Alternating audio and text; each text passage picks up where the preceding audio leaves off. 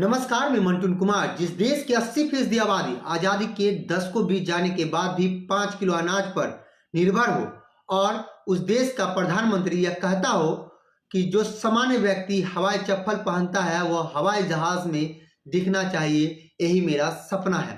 तो सच में यह वाक्य किसी भी देश के लिए काफी उत्साहजनक होता है, क्योंकि राजा देश के अंतिम छोर पर बैठे लोगों की चिंता कर रहा है, देश की अंतिम पंक्ति में बैठे लोगों की बात कर रहा है। पहले यह बयान सुन लीजिए।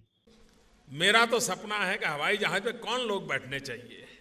ये जो एक बना हुआ है ना, बड़े बाबू, बड़े बड़े लोग, धनी लोग, ये दुनिया उन्हीं के लिए है। देश की जो सुविधाएं अमीरों को प्राप्त हैं वो मेरे देश के गरीब को भी मिलनी चाहिए। 10 साल बीतने को है, यह सपना पूरा होने की बजाय बढ़ते ही जा रहा है, जो हर त्योहारों में देखने को मिल जाता है। पेंडेमिक आने पर सभी संस्थाएं हाथ खड़ा कर देती है। छठ में आए हुए प्रवासी मजदूरों का दर्द भी इस तस्वीर से लगा सकते हैं। और इस बयान को फिर से एक बार सुन लीजिए और अपने जहन में इस बात को रख लीजिए कि क्या इनका हक मिला। 10 साल बीत गए, इनको आने के लिए वंदे भारत ट्रेनें मिली या जाने के लिए वंदे भारत ट्रेन मिलेगा? खैर, बुलेट ट्रेन का सपना देखकर यह भूल भी जाएंगे और ये लगता है असंभव ही है। जिस देश में क्रिकेट मैच के लिए क्रिकेट प्रशंसकों के लिए स्पेशल वंदे भारत ट्रेन चलाई गई, उस देश के मजदूरों के लिए या अंतिम छोर पर बैठे लोगों के लिए वंदे भारत ट्रेनें कब चलेगी? उनकी बात सिर्फ भाषण तक ही सिमट कर रह जाएगा? टेलीविजनों के प्रचार प्रसार के लिए ही यह बयान दिया गया था? उस बातों को भुला दिया जाएगा? खैर, अब आप हवाई चप्पल पहनकर हवाई यात्रा करना चाहते हैं तो यह आपके लिए महंगा हो गया है। छठ पर खत्म हो गया है, अब बिहार से जाने वाले यात्रियों की भीड़ बढ़ गई है। पटना या अन्य एयरपोर्ट पर यह भीड़ साफ देखा जा सकता है। पटना से दिल्ली और मुंबई जाने वाली फ्लाइट का किराया जो है 4 से 5 गुना बढ़ गया है।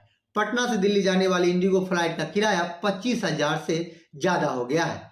बिहार से बाहर दूसरे राज्यों में रहने वाले लोग दीपावली और छठ पूजा में घर आते हैं। छठ पूजा समाप्त होने के दूसरे दिन या तीसरे दिन के बाद से ये लोग लौटने लगते हैं। इसके लिए स्पेशल ट्रेन भी चलाई जाने की बात कही जा रही है। लेकिन क्या, अब मजदूर पे बात कर लेते हैं। मजदूर जब चले जाएंगे तब स्पेशल ट्रेन चलेगी। हवाई चप्पल पहने लोगों का फ्लाइट का डिमांड बढ़ गया है, जिससे टिकटों के दाम में भी बढ़ोतरी की गई है। स्थिति यह है कि पटना से दिल्ली, मुंबई, चेन्नई, बेंगलुरु, कोलकाता और पुणे जाने का किराया में 4 गुना बढ़ोतरी दर्ज की गई है।